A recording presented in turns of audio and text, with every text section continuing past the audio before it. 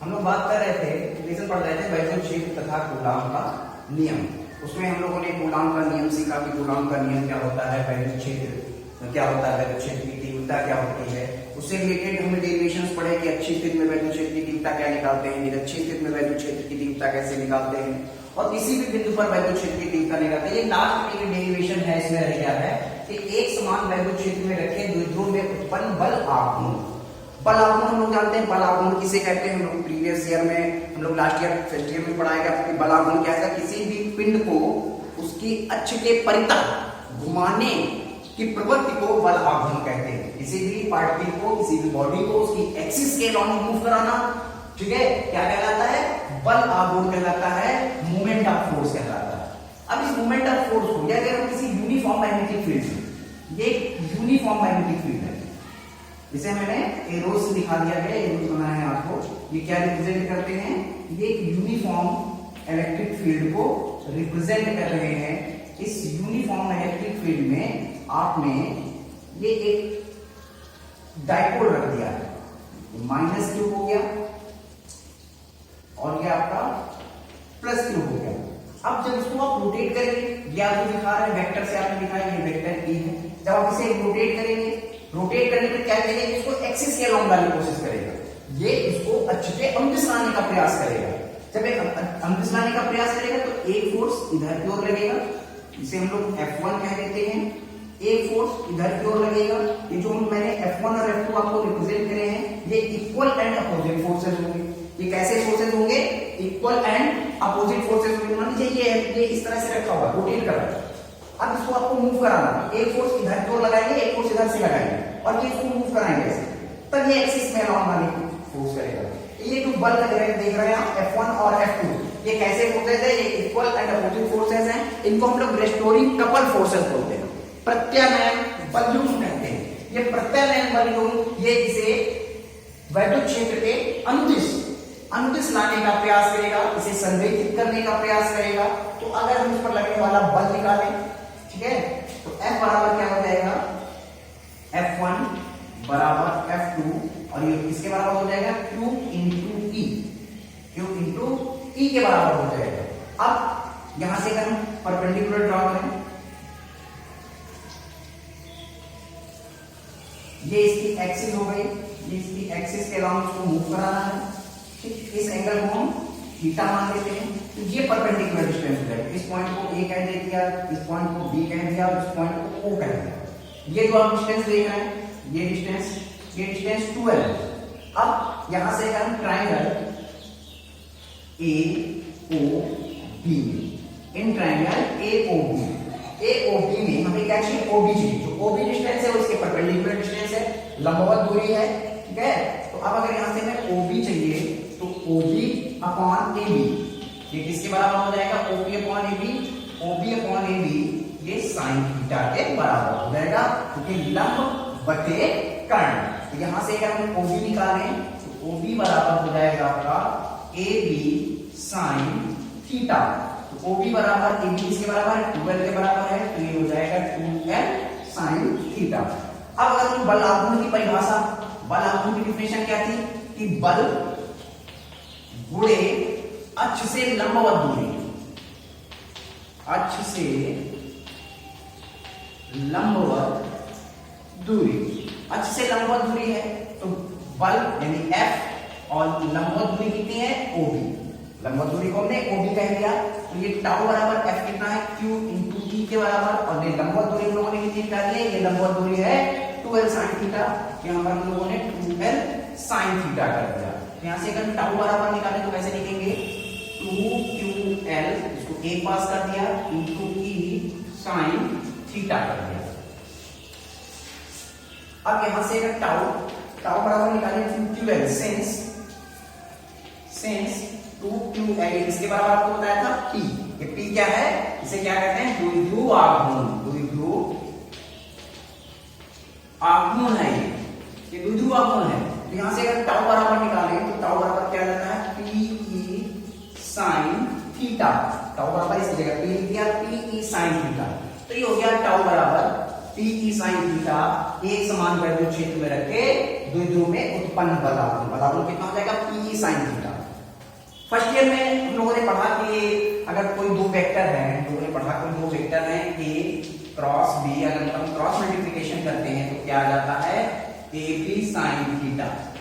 ए B sine theta generally पढ़ाया गया कि अगर दो वेक्टर्स हैं ए और बी, अगर उनका हम लोग क्रॉस प्रोडक्ट करते हैं तो क्रॉस प्रोडक्ट आपका आ जाता है ए बी साइन थीटा। तो यहाँ पर देखिए आपका पी साइन थीटा, ये भी आपकी वेक्टर क्वांटिटी, ये भी वेक्टर क्वांटिटी, इसका जो रिजल्टेंट होता है वो भी वेक्टर।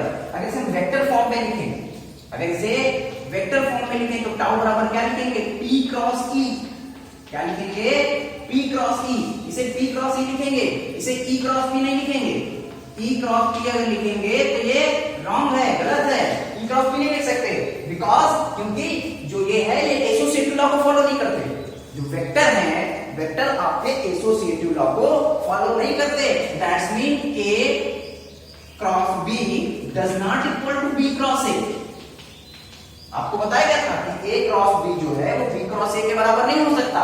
तो इसलिए अगर हम लोग लिखेंगे ई क्रॉस पी, पी क्रॉस ई लिखेंगे तो इसका मतलब है माइनस ई क्रॉस पी। तो आप देख रहे डायरेक्शन बदल जाती है। इसलिए एक नंबर आपके एमसीक्यू में बहुत ज्यादा क्वेश्चन पूछा जाता है कि बल आघूर्ण क्या होगा, तो उसमें लिख देते हैं P cross E cross P, P cos theta ऐसे करके लिख देते हैं। तो आपको किस पे टिक करना है, किस पे टिक करना है, आपको टिक करना है पी क्रॉस ई पे, क्योंकि जो बल आघूर्ण होगा वो पी क्रॉस ई के बराबर होगा। ये वेक्टर क्वांटिटी है। तो ये आपका लेसन क्लियर हो गया। अब हम कुछ छोटे छोटे जो आपको न्यूमेरिकल बता देते हैं, बेस्ट की न्यूमेरिकल किस तरह से आते हैं। इसमें हमें कॉन्सेप्ट क्लियर, फिजिक्स आपको तभी बहुत अच्छे से आ सकती है जब हमारा कॉन्सेप्ट बहुत अच्छे से क्लियर होगा। अगर हमारा कॉन्सेप्ट अच्छे से क्लियर है तो हम क्या कर सकते हैं, जो न्यूमेरिकल पर फोकस करते हैं। न्यूमेरिकल में क्या करना है, सबसे पहले रीड करना है, पढ़ना है, फिर उसमें फाइंड आउट करना है कि उसमें क्या दे रखा है, और उससे भी नेसेसरी चीज कि क्या कैलकुलेट क्या करना है, हमसे पूछा क्या जा रहा है। कोई भी न्यूमेरिकल लगाते समय हमें पढ़ना है सबसे पहले क्या उसमें दे रखा है। आइए कुछ आंकिक प्रश्नों की बात करते हैं कि किस तरह से आंकिक प्रश्न आपके एग्जाम्स में आते हैं, किस तरह के आंकिक प्रश्न आपके जो है बुक्स में है और कैसे सॉल्व करते हैं। आइए इस पर थोड़े से डिस्कशन करते हैं।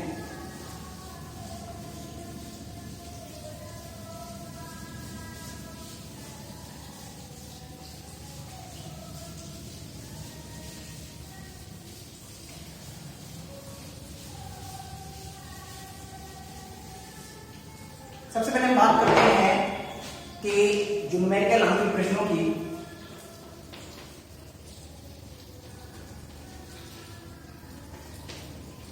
लेसन फर्स्ट के न्यूमेरिकल के लिए हम बात कर लेते हैं। सबसे पहले कि किस तरह के न्यूमेरिकल आते हैं। न्यूमेरिकल आते हैं आपके जो Q बराबर एन पर बेस्ड, Q बराबर एन। आपको बताया था जो चार्ज है वो number of electrons into charge of one electrons. तो एक क्वेश्चन आ जाता है आपका कि 7n14, ठीक है। एक एग्जांपल ले लेते हैं कि 7n14 में आवेश की गणना करिए। मैं नाभिक में आवेश की गणना करिए, ऐसे कह सकते हैं, आवेश की गणना कीजिए, ठीक है। तो अब अगर इसके नाभिक में प्रोटॉनों की संख्या निकालें, कितने प्रोटॉन्स होंगे, 7 प्रोटॉन्स होंगे। जितने इलेक्ट्रॉन्स होते हैं आपको, अगर आपको मतलब जितने इलेक्ट्रॉन्स उतने ही प्रोटॉन्स होते हैं। और अगर न्यूट्रॉन कैलकुलेट करें तो क्या होते हैं, उसके परमाणु भार से और परमाणु क्रमांक को घटा देते हैं, न्यूट्रॉन्स आ जाते हैं। तो कितने होंगे, नाभिक में प्रोटॉनों की संख्या कितनी है, 7। अब टोटल चार्ज Q बराबर एन, एन कितना है, 7 इंटू 1.6 इंटू 10 की पावर -19। कैलकुलेट कर देंगे, 16 से 112, 11.2 पूरी 10 की घात -19। ऐसे इस तरह से लिख सकते हैं 1.12 इंटू 10 की पावर -18 कूलम। तो ये आपके कुछ क्वेश्चन इस तरह से बेस्ड हैं कि आपको चार्ज कैलकुलेट करना है, कि आपको दे रखा है कि क्लोरीन माइनस में कितना चार्ज होगा या एक कप पानी में कितना आवेश हो सकता है। तो इस तरह के क्वेश्चंस हैं जो Q बराबर एन पर बेस्ड होते हैं। नंबर ऑफ इलेक्ट्रॉन्स या नंबर ऑफ प्रोटॉन्स जो कुछ है उसको कैलकुलेट कर लेंगे और मल्टीप्लाई कर देंगे 1.6 इंटू 10 की पावर -19 से, और टोटल चार्ज हम कैलकुलेट कर देते हैं। दूसरा आपको मैंने बताया इस पर जो कूलॉम्स लॉ पर, कूलॉम्स लॉ आपको बताया कि कूलॉम्स लॉ पर किस तरह के क्वेश्चन है। तो कूलॉम्स लॉ का जो फार्मूला था, फार्मूला क्या पढ़ा था कि F बराबर 1/4 pi epsilon naught K Q1 Q2 upon R square. आपको ये बताया था कि इस फॉर्मूले में जो K है, यानी हम पैसा क्लियर कर देते हैं आपको कि 1/4πε0, इसकी वैल्यू कितनी होती है 9 × 10 की पावर 9 होती है। जो K है ये परावैद्युतांक है, परावैद्युतांक है।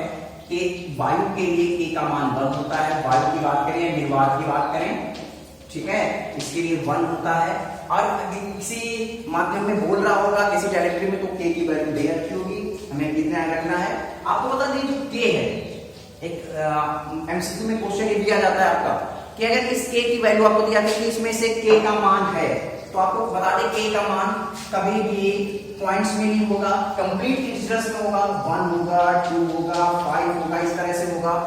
कभी भी 0 नहीं होगा, 0 नहीं हो सकता है, पॉइंट में नहीं हो सकता है, निगेटिव नहीं हो सकता है, ये मान नहीं होंगे K का जो मान होगा वो कंप्लीट इंटीजर्स होगा, एक पूर्णांक संख्या होगी। यानी अगर K के मान की बात करें तो K का मान 1 2 3 4 5 6 इस तरह से हो सकता है। Q1 Q2 ये आपके आवेश हो गए और R के बीच की दूरी हो गई। एक क्वेश्चन आ जाता है आपके कि यूरेनियम 92238, यूरेनियम 92238 से अल्फा कण का प्रकीर्णन होता है।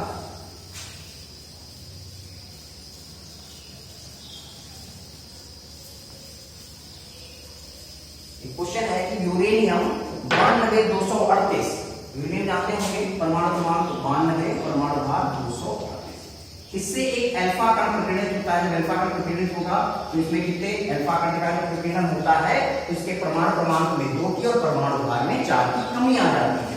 यानी ये जो 90 था ये कितना, ये जो 92 था 92 था, ये 90 हो जाएगा, ठीक है।